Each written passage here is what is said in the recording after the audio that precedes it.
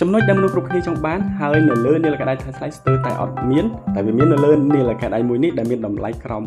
$80ជំរាបសួរ model នេះគឺមានឈ្មោះថា MSG PS Tank Pro ដែលជានាឡិកាដៃស្តង់ដារយោធាអាមេរិករបស់ហាង Minstore វាបានបំពាក់មកជាមួយនឹងអេក្រង់ភ្លឺច្បាស់ល្អបាទទំហំ 1.43 អ៊ីងនិងថ្មកាន់ចន្លោះពី1សប្តាហ៍ទៅ2សប្តាហ៍ ប្រនេះបានបំពាក់មកជាមួយនឹងមុខងារកីឡាជាង100ប្រភេទមុខងារសុខភាពជាច្រើនមិនថាចង្វាក់បេះដូងអុកស៊ីសែននៅក្នុងឈាមតាមដានការគេងគឺវាបានបំពាក់មកមួយសេតត្រីវិស័យបង្ហាញទិសឬក៏ GPS គឺវាមានមក complete បាទហើយអ្វីដែលពិសេសគឺវា support ជាមួយនឹងការ call ចេញ call ចូលទាំងលេខទូរស័ព្ទដៃមិនថាFacebook ឬក៏ Telegram ទេគឺវា support បានយ៉ាងល្អអញ្ចឹងបើយើងសរុបមកវិញនាឡិកាដៃកញ្ចប់តម្លៃក្រោម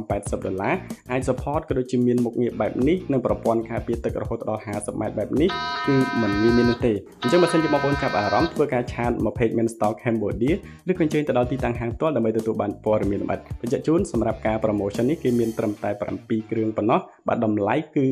ក្រោម$80 Minstore Premium Active Smartwatch